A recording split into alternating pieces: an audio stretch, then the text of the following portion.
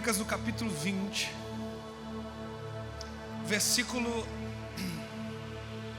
a partir do versículo 14, diz assim: Então o Espírito do Senhor veio sobre Jaziel, filho de Zacarias. Pula para o 15.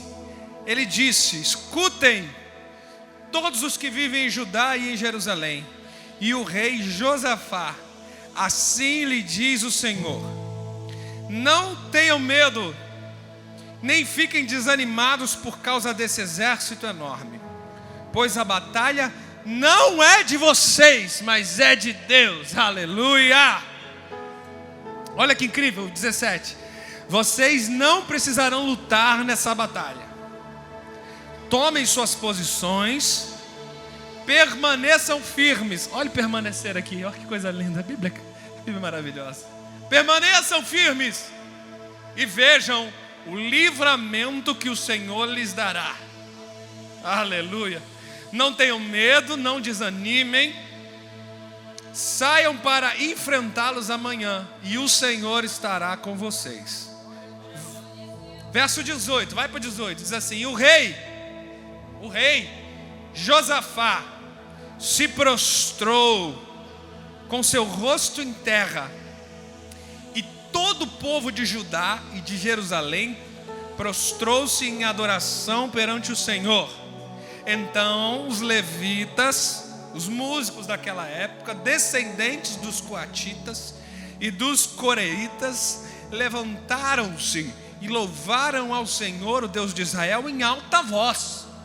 Aleluia. 21.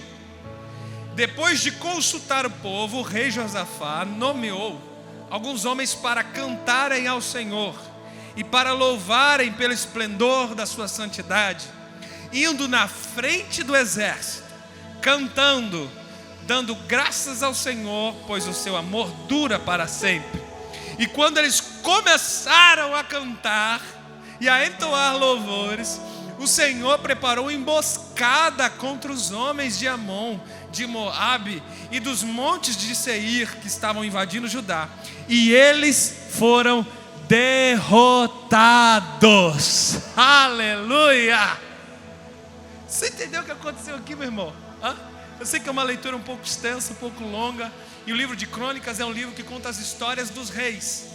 Primeira Crônica, Segunda Crônicas é um livro num contexto histórico, mas que nos revela fatos incríveis, não só sobre adoração, mas muitos fatos de princípio. E essa história, a história do rei Josafá, vocês sabem que naquela época os povos viviam em guerras, um querendo tomar o território do outro, um querendo acabar com a raça do outro. E o que aconteceu? Deus levantou um profeta chamado Jaziel.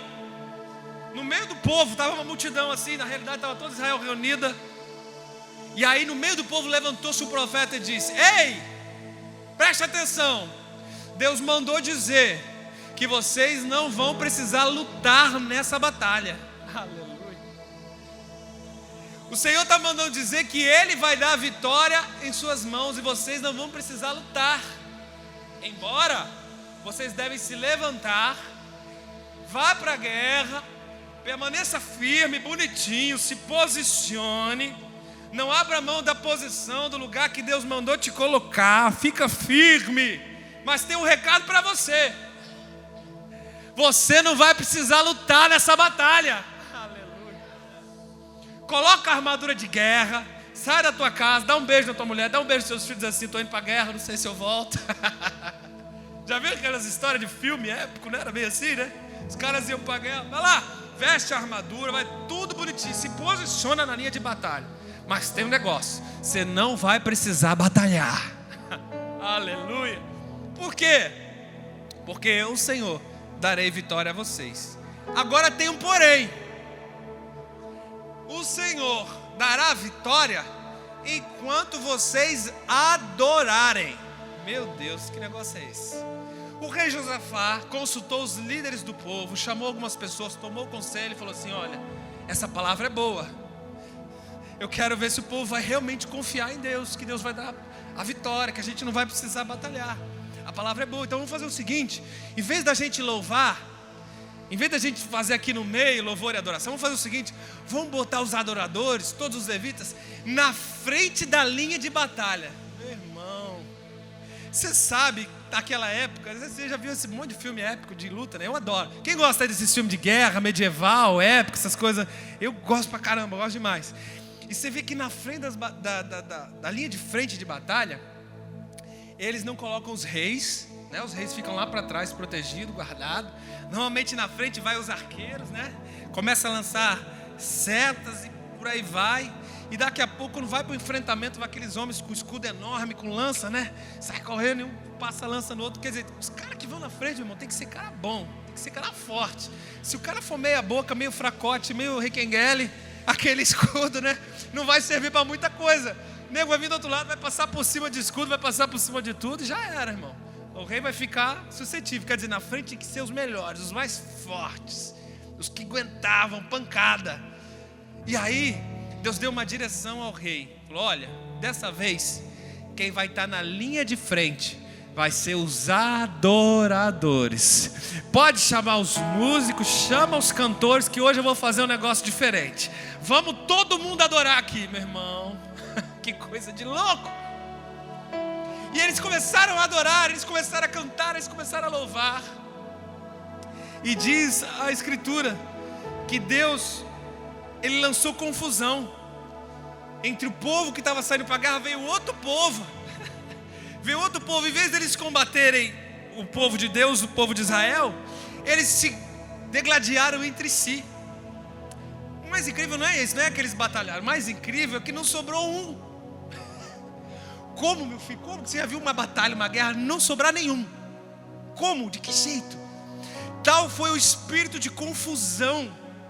Eu imagino, a gente aqui pode imaginar várias coisas, mas eu penso que Deus lançou uma confusão tão grande neles, que era tipo assim: vem cá, Terence, vem cá, nós somos do mesmo time, nós somos do mesmo povo, nós estamos lutando. Daqui a pouco, saiu faísca pra lá, eu estou lutando pra cá, você está lutando pra lá.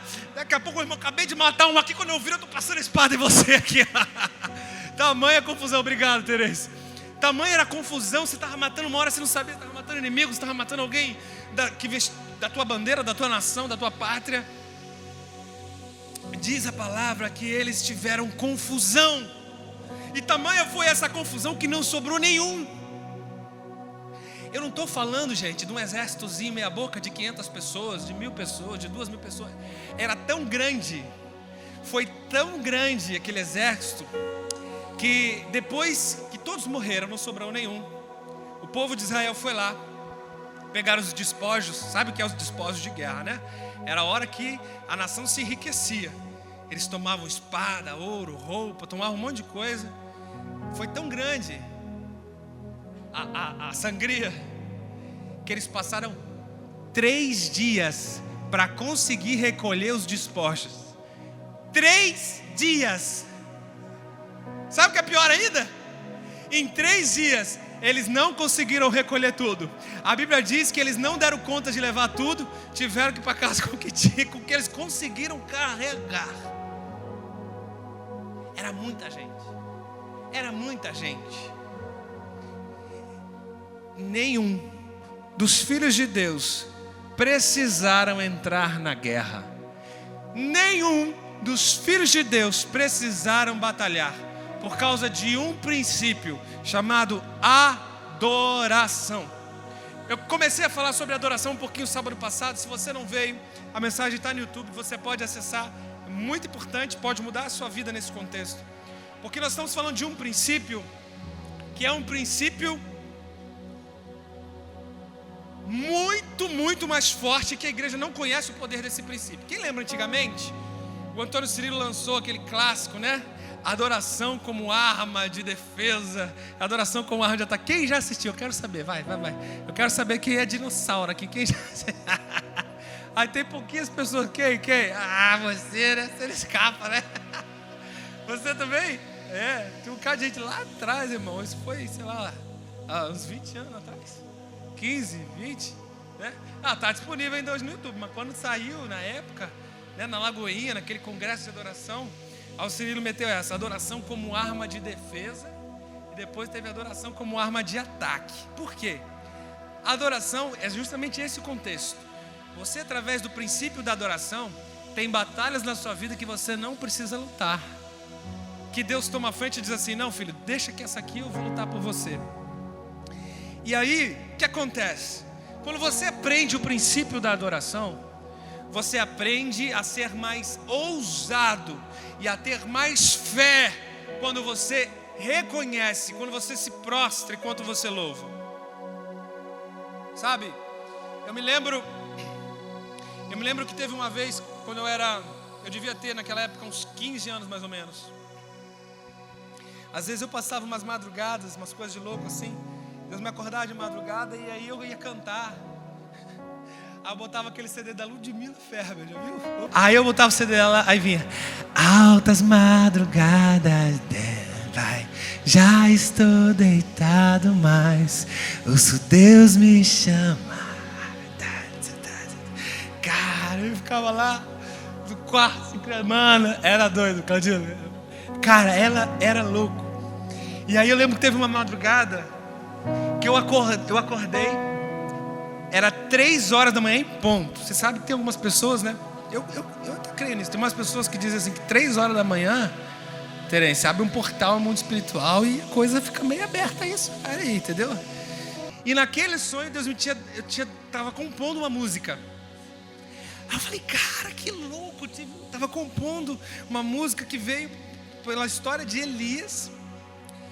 E aí eu falei, meu Deus, que doideira isso, Deus. Será que eu consigo colocar essa música no papel? E aí 3 horas da manhã eu comecei a colocar a música no papel. Uma canção linda. E até hoje eu nunca cantei ela aqui, ninguém conhece. Uma canção veio pronta assim, 3 horas da manhã. E eu lembro que aquela noite, Ana, foi a única música que eu recebi assim, inteira, de cabo a rabo, com 2 estrofes, coro, com tudo, pós-coro, tudo mais, pronto assim, desceu, pá. E acabou de descer, tipo assim, o que era natural? Eu voltar a dormir. Mas eu estava numa pegada tão intensa com Deus, tão adoradora, que daí eu coloquei: alta madrugada vai, já estou cansado, mas se Deus me chama. Cara, eu ficava naquela. Pior que eu não podia fazer barulho, Rubem. Que, mano, eu morava numa casinha, velho, que era 2 cômodos. Tipo, eu dormia na sala, a parede com o quarto da minha mãe. Eu falava, pô, vou acordar meu pai daqui a pouco aqui. Mas tinha uma hora que até acordava, vi uma luz acesa e tal. A minha mãe entendia, ela sempre me ensinou a adorar. Mas era tão gostoso, eu passava madrugadas na adoração, madrugadas. Não era algo, não vou aqui ficar enchendo, né, dizer, todo dia, dia sim, dia não. Não, algumas vezes eu passava a madrugada e como era gostoso. Como era gostoso. E hoje eu percebo que aquelas noites, elas foram sementes na minha vida. Eu percebo, eu não sabia disso. Eu nunca tinha visto a mensagem do Antônio Cirilo, adoração como arma de defesa naquela época.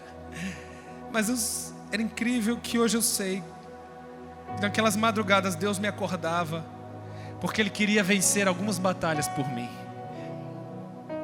Entende isso? Ele queria vencer algumas batalhas no meu lugar. Aí Ele me acordava e me atraía para a adoração. Porque a adoração, sem dúvida, é o melhor meio de você vencer determinadas batalhas na sua vida. Sem dúvida, sem medo de errar. A adoração é uma das melhores sementes que você pode plantar no mundo espiritual. E cada vez que você se prostra, se rende, Deus traz algo novo sobre você. É como se você decidisse na adoração matar o seu eu. E você sabe que toda semente para germinar, ela precisa antes morrer. É como se você matasse algo e Deus dissesse assim, agora essa semente pode germinar. Porque Ele de fato se rendeu. Porque Ele de fato já matou algo dentro dele. E cada vez que você adora genuinamente, você está matando algo em você. Jesus me acordava de madrugada para dizer assim, filho, eu tenho que vencer umas batalhas por você. Você está afim?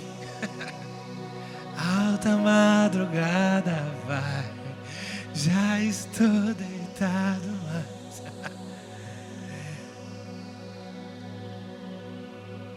Eu notei algumas coisas aqui interessantes que eu vejo nessa história, que a gente pode aprender como princípio de adoração. É que não importa o momento que você está vivendo. Não interessa se você está em batalhas, se você está em profunda depressão, se você está bem ou se você está mal. Não importa o momento. Quando Deus te chama para louvar, louve. Consegue entender esse princípio? Irmãos, eles estavam no dia anterior de uma guerra. Eles não sabiam se iam voltar vivo para em casa. Já tinha despedido da mulher, aquela história toda dramática. Será que a tua vida está pior que a deles? Você está desconfiando que vai morrer amanhã? Vai levar uma espadada na costela amanhã? Não importa o momento que você esteja vivendo, não importa qual intenso seja a guerra, não importa qual batalha você está para entrar. Se Deus está te mandando louvar, louve. Porque muito provavelmente Ele está te chamando para adorar e para louvar, porque Ele quer vencer algumas batalhas por você. Ele quer vencer algumas batalhas por você. Preste atenção. Que mérito aqueles caras tinham? Fala sério. Botou os cantores na frente, começaram a cantar. Qual o mérito disso? Não, é que eles não erraram nenhuma nota. Por isso que Deus, né? Não, pelo amor de Deus. Não tinha mérito nenhum, irmão. Mas o que é adoração? É o processo de reconhecimento. É quando você decide não fazer com suas forças. É o contrário do mérito, Teresa. Eu abro mão da minha espada, tá entendendo? Eu abro mão do meu escudo, eu abro mão da minha lança, eu abro mão das minhas forças, daquilo que eu sei fazer, daquilo que eu fui treinado para fazer. Eu abro mão dos meus títulos. Tinham pessoas ali que estavam na linha de frente de batalha que eram guerreiros, nasceram para ser guerreiros. Eita Deus, obrigado por essa. Nego abre mão dos títulos para adorar. Porque, meu irmão, eu fico imaginando, se eu fosse um guerreiro naquela época, só guerreiro, se eu não fosse levita, adorador, o que seria bem difícil, né? Mas se eu fosse um guerreiro na época, se eu fosse lá o ninja que ia lá na frente da batalha, né, já tinha matado 300 na minha lista, beleza. Quando o general, quando os bambambãs ali de Israel falou assim, gente, é o seguinte, hoje a gente não vai adorar não, hoje a gente não vai lutar não, tá? Hoje a gente vai adorar, tá bom? Mano, se eu fosse um daqueles guerreiros principais, eu ia me levantar. Pensa comigo, tu não ia se levantar não? Eu ia me levantar e falar, que negócio é esse, irmão? Tô aqui até agora esperando para matar uns 2, 3 aí. Tô aqui com a espada, não tô pronto. Eu sou guerreiro, eu nasci para ser guerreiro. Que negócio é esse que nós não vamos lutar hoje? Não? Hoje vocês não vão lutar não. Hoje vai ser diferente, hoje vocês vão adorar. No meio da batalha, na linha de frente, o que todo mundo vai fazer é adorar. Os caras tinham que abrir mão dos títulos, abrir mão de um monte de coisa e tomar uma atitude de adoração. Perceba um negócio. Me chamou muita atenção essa semana. Eu li, não sei o autor, algo bastante interessante que me chamou a atenção, diz assim: só existe entre a palavra atitude e a palavra altitude, só existe uma letra que difere. Porém, são as nossas atitudes que nos levam a alcançar a altitude em Deus.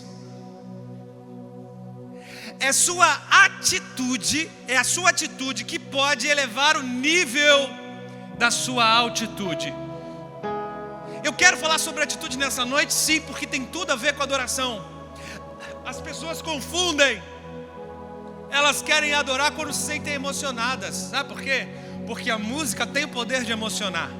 É óbvio que a música tem poder de emocionar. Os seus pais se emocionavam com aquela música do Roberto Carlos, né? É ou não é? Seus pais se emocionavam quando tocava aquela música do Roberto Carlos, começava a chorar, dar aquele negócio, Hoje em dia, as meninas se emocionam. Como é que é o nome daquele rapaz? Aquele rapaz que só faz voz e violão. Voz e violão, só voz e violão. Tá bem famosinho, vocês sabem, vai, qual que é o nome dele? York, é esse aí. York, né? York começa, só ele, violão, papapá. As meninas já começam. Já começa, né? Você percebeu que a música emociona? E a gente tem a tendência a se mover na música na contramão do que ela é. A gente primeiro se emociona e depois entra na música. E a gente quer vir para a igreja com essa percepção. Se essa música aqui, ela vai bem, se ela me tocar, eu vou entrar. Aí eu vou adorar, aí eu vou me render. Mas meu irmão, é o contrário. É o poder que está de trás da canção que precisa gerar emoção. E não é a emoção que gera atitude. Está entendendo? É o poder de trás da canção que gera a emoção. Por quê? Todas as vezes, preste atenção, todas as vezes que você de verdade, você não está querendo, você não está com vontade, você vem num dia ruim, está mal, chutou, pisou no teu carro, você está estragado, meu irmão, no meu direito, a mamãe chegou, você chegou atrasado em casa, o namorado terminou, está tudo ruim na tua vida. Você chega aqui, quer saber? Hoje eu vou adorar. Eu não estou legal, mas eu vou adorar. Meu irmão, quando você decide chegar aqui, né, quando a atração está começando, você está lá na frente, você vai e encosta a cara lá no capela. Hoje eu vou adorar. Tá vendo aqui, Gabi? Cadê? Tá ouvindo aqui, Gabi? Eu vou adorar, pode contar comigo. Quando você decide, de fato, sério, eu já tive umas atitudes meio loucas assim, falar, cara, hoje, um dia que eu estava mais estragado, mais estragado. Eu chegava assim, Deus, hoje eu vou quebrar tudo, eu vou adorar, não quero nem saber, meu irmão. Passava a primeira canção, passava a segunda, eu não chegava na terceira canção. Eu não chegava na terceira, eu já estava todo melado, meu Deus, meu favor. Porque a atitude gera emoção.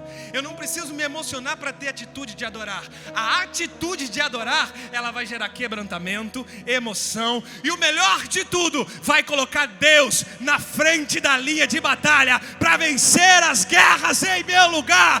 Se eu fosse você, eu estaria aplaudindo, glorificando a Deus. Aleluia! Meu Deus!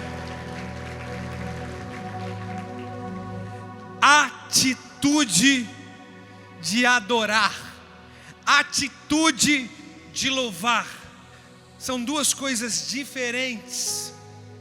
Um dia, quem sabe, a gente pode ensinar sobre a diferença entre louvar e adorar.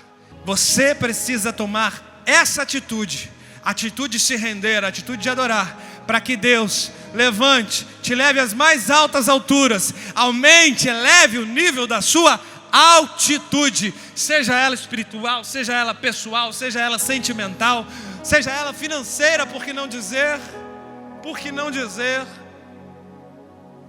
para que Deus eleve você às mais altas nuvens, aos lugares mais altos dos teus sonhos, dos teus projetos. Você precisa ter a atitude, e ela certamente vai gerar altitude. Aleluia.